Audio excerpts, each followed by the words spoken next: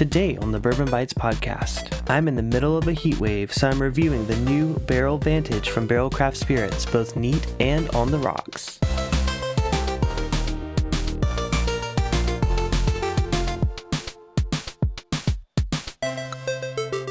Hello everyone and welcome to the Bourbon Bites podcast. I am joining you from a very warm 104 degrees. Now that's outside, not inside, but if you heard the intro, I am in a bit of a heat wave here in Southern California. I think actually Northern California has it worse than us, so I guess I can be thankful for that. But yes, it is hot. We are having rolling blackouts. Fortunately, I haven't seen those here yet. We're being told to limit our power consumption. So right now I am on a laptop and I am recording this, trying to conserve a little bit of energy. But I still wanted to get a review out of this brand new release from Barrell Craft Spirits. They were very kind to send this over for me to review. And this is Barrell Vantage. So this new release is a blend of straight bourbon whiskeys finished in Mizunara, French, and toasted American oak casks. This first release comes in at 114.44 proof or 57.22% ABV and is a blend of whiskey distilled in Indiana, Tennessee, and Kentucky. So this is the latest edition of their special releases. You know, from the past, there's been Dovetail, Armida, Seagrass, and like the rest of the lineup, this one retails at $80. So this one is joining the lineup to highlight the many dimensions of oak. In the previous releases, we've seen finishes from rum to cognac, but this release is relying on the 3 different types of oak cask to impart a lot of different flavors to this bourbon. The press release says that our unique vantage point in the whiskey world, combined with a passion for experimentation and nuance, has inspired us to produce a blend with impeccable balance and a depth of flavor. Barrell Vantage is the result of deliberately pairing specifically identified bourbons with carefully selected cooperage, giving rise to a final expression that focuses on the subtle flavors and their compounding profiles. So in addition to these being different types of wood, of course, the Mizunara coming from Japan, the French oak coming from, believe it or not, France, and the American oak that we see a lot in most bourbon here in the States. They are also experimenting with different char levels and toast levels. Each of the different bourbons that went to this from, like I said, Indiana, Tennessee, and Kentucky, were finished with specific casks. Of course, they're not going to reveal what was finished with what, and then blended together to make this final blend, which is Vantage. I would like to know, though, which type of whiskey they thought paired best with each type of oak. That would be an interesting conversation. I need to reach out to their Will Schragus, who I've had on my channel several times, who could probably give us that info. But yeah, I've been a pretty big fan of these releases. It's been a minute since I've had Dovetail, and I loved Seagrass, as y'all know. Armida was kind of a miss for me. It wasn't my favorite flavor profile, but I'll tell you right now, I'm very excited to try Vantage. Now, if you want to see me try all 4 of those in a blind flight to find out what I actually like best, stay tuned later this month on my YouTube channel. I'm celebrating Bourbon Heritage Month by doing a new series on the channel called Blinded by the Flights. So I'm doing 4 different blind flights this month, starting with Larceny Barrel Proof this week, and I will be doing a barrel blind flight later this month. I'll also be giving away sample sets from all of the blinds. So if you guys want to watch that, make sure to check out Bourbon Bites on YouTube. Subscribe and hit the bell button so you'll be notified you don't miss it, because you got to tune into the lives to be able to have a chance to spin the Wheel of Whiskey, which is how I do my giveaways. But I did want to give this a review beforehand. Like I said, I've tried all the others before, so to give it a fair shot in the blind flight, I do need to give it a taste. And since it is so hot, I will be trying it both neat and on the rocks. So as usual, we're going to start out with the neat pour. I feel like that's the best way to approach it, for the first time. But then we're going to see how it stands up to ice, because I'll be honest, when it's this hot, I do enjoy a good high proof whiskey on the rocks. So let's go and get this Barrell Vantage poured.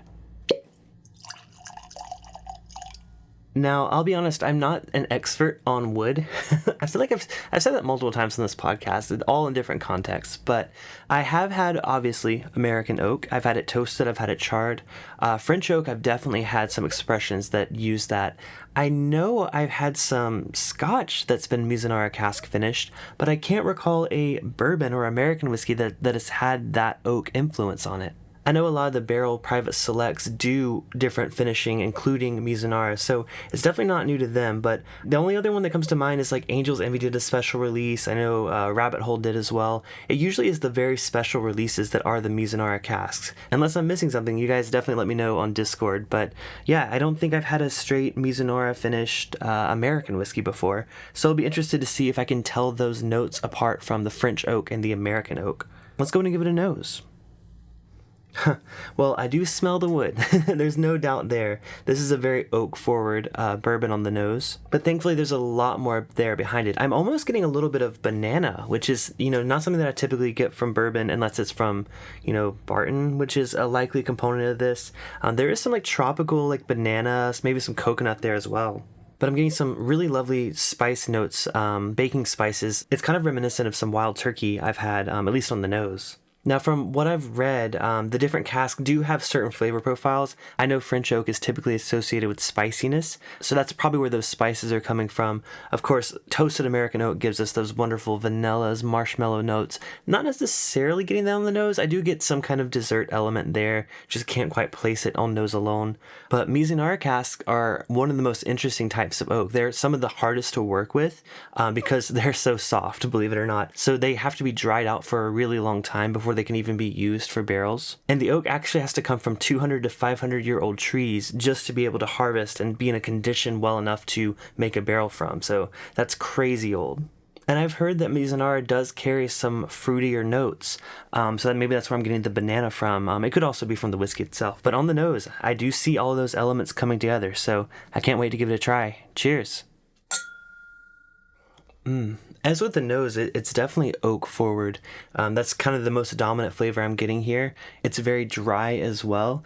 Not necessarily kind of dry in a older bourbon kind of way, but dry in the fact that the oak is like a dominant flavor here. Kind of like I've had some experience with some Jim Beam products, even at, 9-ish years old. And on the back end of that oak is that spice. It definitely comes through about mid-palate, but it's a lot more subtle than on the nose. It's less spicy. The oak is definitely front and center. It's interestingly not super sweet. I kind of was looking for a bit of sweetness, maybe from the dessert notes that were on the nose of this. Maybe on the back end towards the finish, there's like a little bit of a sweetness that kind of complements the spice, but it kind of feels a bit hidden by the other dominant notes on this whiskey. The spices kind of present themselves differently on the palate than on the nose, though. On the nose, I was getting more of like baking spices, a bit of like, cinnamon or nutmeg. But on the palate, it's definitely more of like a peppery kind of spice. I can't necessarily tell if it's like a red pepper or black pepper, but there's definitely a different kind of spice going on the palate. There is still some cinnamon there, but it's not like cinnamon sugar. It's definitely more like a ground cinnamon kind of note. It kind of hangs out in the back corners of my mouth. It almost kind of has that reaction that my mouth does when I get like a bit of a sour note, kind of like it makes me salivate a lot. And I was looking through the tasting notes they gave just, on the press release to see what might be triggering that. And they list ginger as a tasting note. And I think that doesn't necessarily taste like ginger to me, but it kind of, the way it feels in the back of my throat is similar to how like a ginger, like, when you're eating those like ginger candies. I don't know if you've ever gotten them from like an Asian market. I used to buy them all the time. Those do kind of make those same corners of my mouth tingle that way. So I definitely could see why they're getting ginger on that. Again, not as sweet though as those candies are. It's definitely dry, kind of through and through. It's dry up front, mid palate it kind of lightens up, and towards the finish you think it's going to go sweet, but it kind of goes back dry. I do like that. It's not necessarily my favorite. I do like when things get a little bit sweeter, but it's definitely a nice, very balanced, well thought out bourbon. And I know you guys are probably going to ask, can you taste the different states distillate in there? Like, can you taste the Kentucky bourbon, the Indiana bourbon, or the Tennessee bourbon? Not necessarily on this one. I can say that I can tell some elements of each of those are there. I think up front it definitely is more Kentucky focused. Mid palate, it does go a little Tennessee, but of course not as much as like Armida, which is I think entirely Tennessee whiskey. This one though, it has some of the drier elements from a Tennessee whiskey, none of the minerality, so don't worry. And in terms of Indiana, it's kind of hard to pick it out, maybe on the finish, but again, I'm just spitballing here. So really, it's balanced in that aspect, and it's balanced in terms of these three different types of oak. It's definitely more oak forward than typical, so when you think of it balanced in that way, not necessarily. It's a little, spiky towards the oak element of it, but if you do like a good oaky bourbon and you like a spicy oaky bourbon, I think this is going to be right up your alley. And since this is so oaky and spicy, I think this will do wonderfully over some ice. So I'm going to pour it over ice now.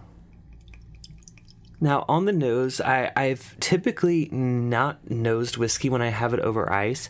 I think, you get the best nosing experience out of a Glencairn, just neat. I think I've always felt that way. Even, with some water, sure, you can still nose it. But when you have it over ice, I think the temperature change really kind of limits the nose. And that's why I try to encourage people to try it both ways. Because, even though you may prefer the taste of something over ice, you still get the best nose, in my opinion, just neat in like a tasting glass. I will say it does smell a bit sweeter and toastier on the nose, just in this glass over ice. But yeah, like I said, let's go and give it a taste to really dive in. Cheers. Oh, wow. Yeah, that definitely calms it down a bit. It takes away some of those aggressive oaky notes up front. Definitely leans more sweet. Wow, that's so much sweeter with the ice. I do think that neat, this, while the mouthfeel is a bit oily, it's not really viscous. So I think it was kind of missing some of that thickness that I've gotten on some other Barrell special releases. But on the ice, the temperature change does kind of thicken it up a bit, which I think, again, it makes it more desserty, more sweet. Oh, yeah, this makes me want to just sit outside and, well, not today, obviously, but on a significantly cooler day, but still, warm, sit outside in a rocking chair, sip on this over ice, man, that makes for a great whiskey. Now I want to try this in old fashioned because I'm almost getting some maple syrup notes over ice as well. And even though it does mellow out the oak, it definitely doesn't, override it. You still get a lot of those elements. To me, it really does bring out that toasty element. I'm getting more of those vanilla, maybe a little marshmallow notes, but instead of marshmallow, it leans more maple. Now with the ice, it does lose a bit of the finish that was really great about it, neat. But I think just overall, enjoyment-wise, I prefer it over ice, I'll be honest. So for the first time ever on the podcast, I'm going to give this 2 scores. One, my normal score, which is neat, and then another score on ice. So before I give a final score to Barrell Vantage, I do want to give a huge shout out to all of my patrons, including my latest patron, Kathy Joe from Women of Whiskeys, another great whiskey YouTube channel. I actually had the pleasure of meeting her this past week in Las Vegas. She is a ton of fun. We went to go see Thunder from Down Under together. It was a blast. Photos of that will not be leaking until I get drunk enough to leak them to you guys. We'll see. We'll see. So now comes the time to rate Barrell Vantage. Again, thank you to Barrell for sending this sample, so y'all always know I give a fair rating whether I have sent a sample of something or I actually bought it myself. So in the case of Barrell Vantage, I will give the score to the rocks version first. If you don't know, my rating system is out of 8 because I love all things 8-bit here. When trying it over ice, Barrell Vantage gets a 7 out of 8. This is a wonderful summertime pour. I just can't wait to enjoy the rest of this bottle. Like I said, once it cools down a little bit, just sitting out on the patio, I think this is going to hold up so well. Like I said, I think in an old fashioned even, this would be a really great bourbon. $80 is a little high for it being a rocks pour. I think that's kind of the reason that it doesn't get the ultimate 8 out of 8. I think I would prefer a bit cheaper of a bourbon to have over ice. So that's the only thing that's knocking it over ice. I think it's really great. I think that's how I recommend drinking it actually. So when it comes down to the neat pour, I give Barrell Vantage a 6 out of 8, which is still above average. I do really like this. I think it definitely is for the oak lovers, less of the sweet bourbon drinkers. I think it's spicy, I think it's oaky, and it's a really good bourbon. It just, doesn't have the mouthfeel, it doesn't have the, balance in terms of overall experience that I would look for in a neat pour. But like I said, over ice, it actually does so much better. So like I said, 7 out of 8 over ice, 6 out of 8 neat. But overall, a really great addition to the lineup. I can't wait to try it blind on a flight with the others. But always excited to try new Barrell releases. They've had some absolute amazing ones. Spoiler alert, Seagrass was my number 1 whiskey of last year. I absolutely loved that bottle. So this could be a contender this year. We'll see how it does blind. If it beats Seagrass, then it's definitely going to be a contender. But we'll have to wait and see. So I'm going to go enjoy the rest of this pour over ice. But until next time, this has been the Bourbon Bites Podcast. Cheers, and I'll talk to you next episode.